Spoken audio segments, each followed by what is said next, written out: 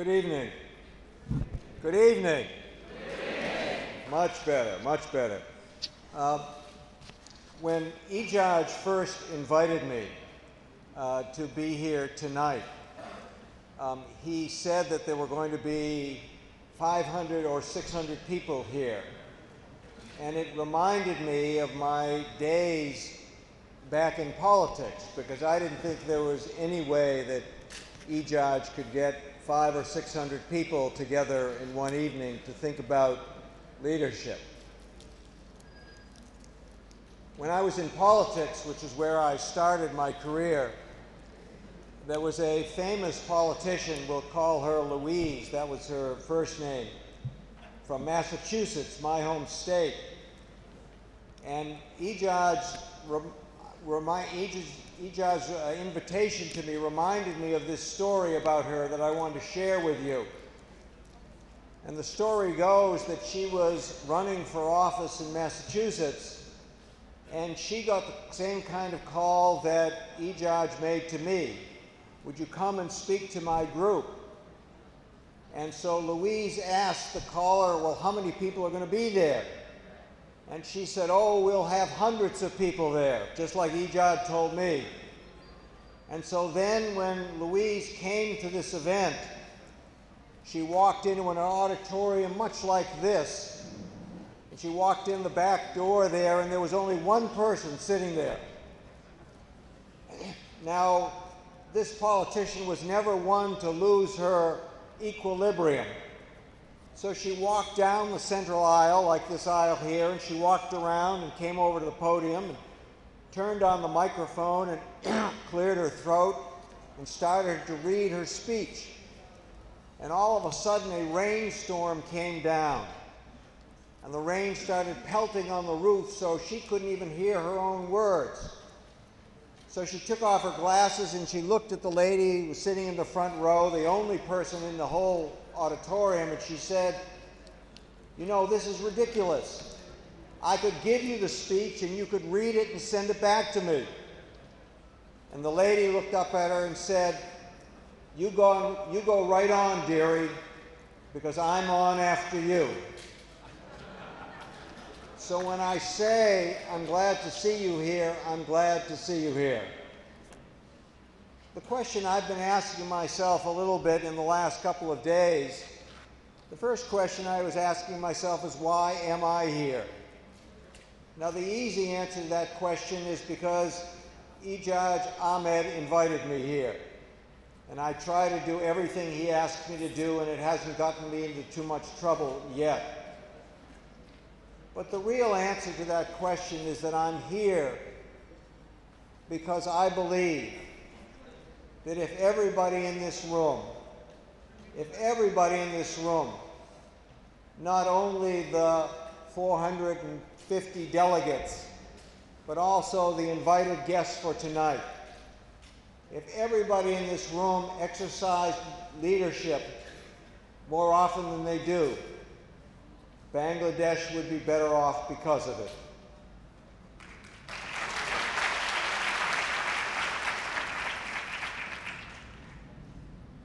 So as I look out over this crowd, at the delegates, at the invited distinguished guests, and I try to think about why it is that each of us, me included for that matter, don't exercise leadership more often than we do. It makes me think a little bit more about the nature of leadership and why we don't see more of us from ourselves. Now, as I look out at this crowd, and I want to ask the indulgence of our distinguished guests, because I'd really like to direct these remarks to the delegates, who I've been fortunate enough to sit with for a couple of days, but this is the first time I've had the opportunity to talk with them. So these comments are really designed for them, although I hope they will be interesting and useful to you as well. So I asked myself the question, why did 450 young people decide to take 3 days out of their lives to spend thinking about the subject of leadership when they could have been doing something else? And the answer that I've come to, partially in just reflecting on that question and partially from talking to so many of you over the course of a couple of days, is that I believe that you would not have come here, you would not have taken this time to think and reflect and learn if there were not things that you wanted to accomplish, not for yourself, but for your community and for your country.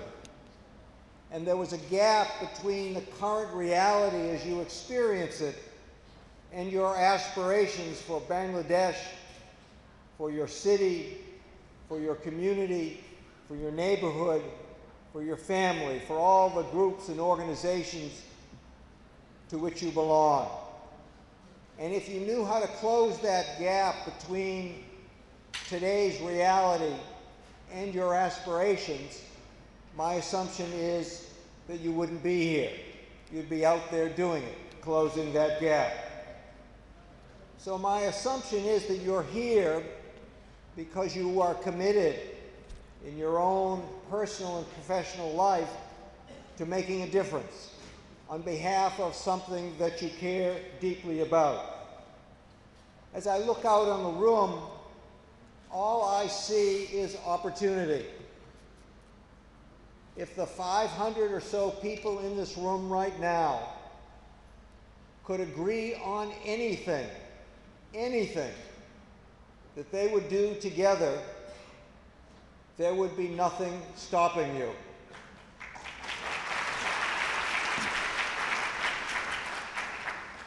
That's the good news.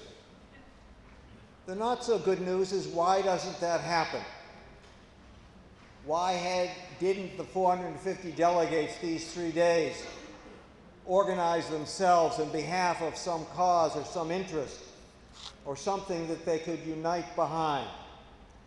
And I think that tells us a lot about the challenges of exercising leadership. I want to use a metaphor which helps me understand those challenges and helps me understand why, over the course of 3 days, that the delegates didn't organize themselves behind some interest or some cause or some thing that they wanted to try to accomplish together. And the metaphor is the metaphor of kachumi. Is that the right way to pronounce it? Kachuri. Kachuri. How many of you here have eaten kachuri? All right. How many of you have ever made kachuri? Well, that's a pretty good sample. If you've tried to make kachuri, you know that the challenge, the art of making kachuri is to cook all the ingredients enough so that they begin to acquire some of the taste and some of the coloration of the other ingredients. But you can't cook them so much that they lose their identity, because then it just becomes mush. If you don't cook them enough, you might as well cook them in separate pots. If you cook them too much, then they lose their identity. And that, to me, is a useful metaphor in understanding what happened and what didn't happen over the course of the last 3 days. Because for this kachuri to be cooked would have required that each delegate, each one of the 450 of you, would have had to take on some of the coloration, some of the ideas, some of the interests, some of the values of the other people in the room. And then when you went back to your community or your school or your job or your family and told them that you were different than when you came, that you actually believed something different, that your values had been reordered, that would make life very difficult for you back there. And so to me, that helps me understand why it is so hard for people to work across boundaries. Because all the issues, people tell me that the 450 delegates at this conference represent maybe half, are representative of maybe half the population of Bangladesh. And even if it's only half, I know from talking to people that so many of the issues facing Bangladesh are alive and well in this room. That the differences of religion, geography, ideology, attitudes, values, gender, all those differences are here in the room. And if we could figure out how to work across those boundaries in this setting, then we might be able to figure out how to work across those boundaries out there in larger settings. And so to me, that embodies and represents the challenges of exercising leadership. So I want to share with you 5 assumptions that I bring to bear about the nature of leadership, in the hope that they will be useful to you as you go out and try to make a difference in this country, in your community, and in the world. The first is that leadership is about mobilizing people to face their most difficult problems. I have seen myself the traffic in Dhaka. The traffic in Dhaka is a difficult problem. Right? But other people have told me of other challenges facing this country. The political challenge and the cartels, which are occurring with a regular basis. The reform and changes in the agriculture system. The challenge of water, earthquakes. There are enormously difficult and problematic realities in this country. And helping people face up to those and address those is the work of leadership. That's my first assumption. Leadership is about mobilizing people to face their most difficult issues. The second assumption I have is that leadership is an activity, not a person. That leadership is not about a job. It's not about a title. It's something some people do some of the time. And as I said before, if everybody in this room, me included, exercise leadership more often than they do, the world would be a better place. So that's the assumption, second assumption, that leadership is an activity, it's not a person. I never use the word leader. I never use the word leader. Because we begin to think of leaders as people who have big jobs. And that brings me to my third assumption, which is that you can exercise leadership from any position, in any organization, in any community. How you exercise leadership from that position may be different depending on what position you hold. But you don't have to be a person in authority to exercise leadership. And you know that from your own experience and observation. Some of the most extraordinary leadership we have seen has come from people who didn't have any job, like Gandhi and Martin Luther King and Nelson Mandela. So leadership is completely different than position. The fourth assumption that I have is that the opportunity for exercising leadership comes before each of us every day. It comes before you at your family dinner table. It comes before you in your schoolroom, in your classroom, in your workplace. And it came before you these 3 days in this conference. Because having talked to so many of you, I understand that there are things you care deeply about. And the opportunity to exercise leadership in this conference with your fellow delegates or tonight with the group of people here is an opportunity which seems so obvious to me to illustrate the idea that the opportunities for exercise and leadership come before each of us every day. The fifth assumption, this is really the bad news, is that leadership is a difficult and dangerous activity. That's why we don't do it very much. And my assumption is that each of us knows people who have tried to do the right thing and have been taken out or pushed aside as a result. And my guess is that there are lots of people in this room, both among the delegates and among the distinguished guests, who have pain in their hearts and at least metaphorical scars on their back from when they themselves have tried to exercise leadership and been marginalized or pushed aside as a result. It is a difficult and it is a dangerous activity.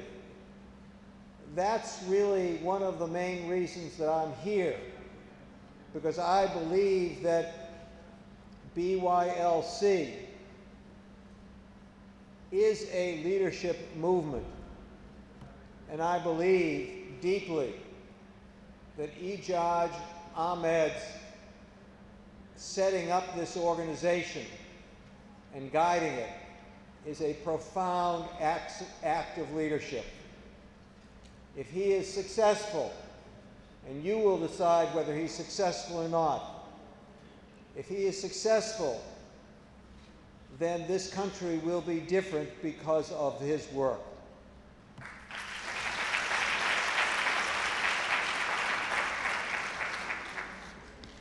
So the last thought I'd like to leave you with is that if leadership is a difficult and dangerous business, then why should you do it? After all, you delegates are the cream of the crop. You were selected, you applied, and you were selected to come to this program. Only about 1 out of every 3 or 4 people who were applied were accepted. You've been good in school. You've been good members of your families. So why should you take the risks of exercising leadership? Why should you stick your neck out there when you're not sure what the consequences will be? When you see other people who get in trouble when they try to exercise leadership, why should you do it yourself? And the answer to that, to me, is one word. It's about purpose.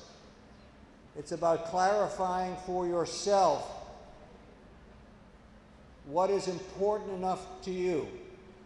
What do you care deeply enough about to exercise leadership on behalf of it? Of all the things you care about, of all the problems that you could identify, of all the purposes that you could think of, what is the one or two that it would inspire you enough to take some risks, to stick your neck out, to act on behalf of, even though it made you less popular than you would like to be? So I know this is not a forum for doing work. This is a forum for celebrating these 3 days, for enjoying what you've accomplished. But I'm going to ask all of you to do one little piece of work. I'm going to be quiet for 60 seconds. And I would like to ask each of you to think about what it is that you care about enough, other than your own career and your own security and your own well-being. What is it that you care about enough that you would be willing to exercise leadership on behalf of? So I'm going to give you 60 seconds to think about that, and then I'm going to ask you one more question.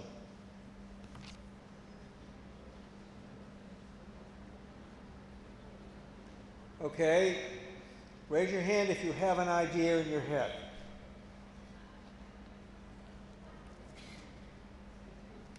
Come on, raise your hand if you have an idea in your head of something that you'd be willing to exercise leadership on behalf of.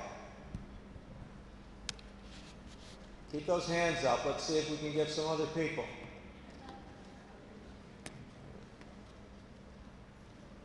So the next question is, as you go back to your life tomorrow, back to school, back to work, back to your family or your community,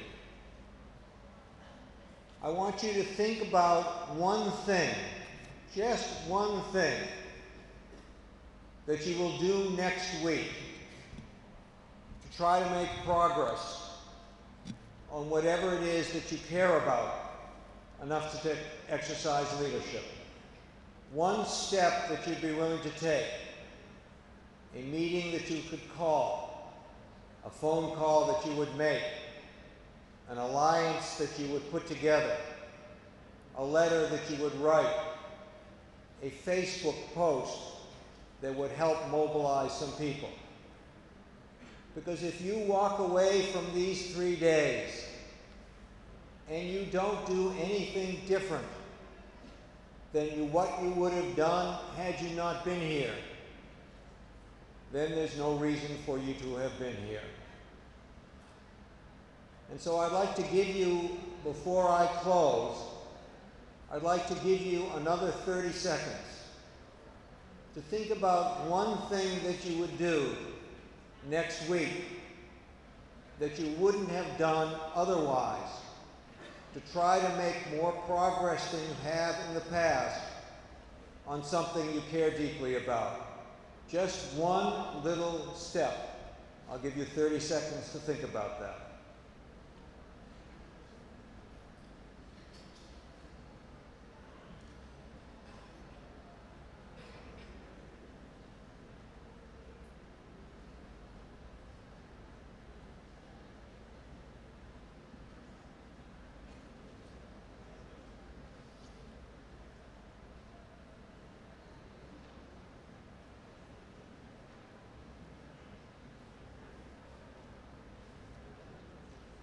Okay, now I would like to ask you one more task. I would like to ask you to turn to somebody who is sitting to your left or to your right or behind you or in front of you and tell them what you're going to do next week that you wouldn't otherwise have done. One thing. I'll give you 30 seconds to do that. You exchange those ideas with somebody that you're sitting with.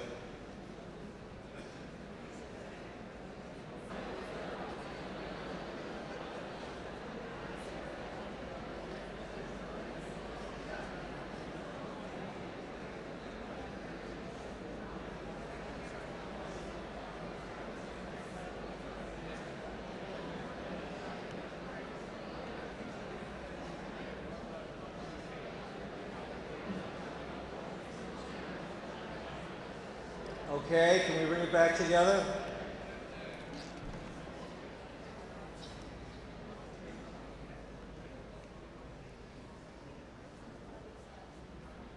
So, my new friends, for the opportunities to exercise leadership, that you step out there and take those risks, that you figure out what it is that this country needs you to do that. The opportunity is there. And I wish you Godspeed in your journey. Thank you very much.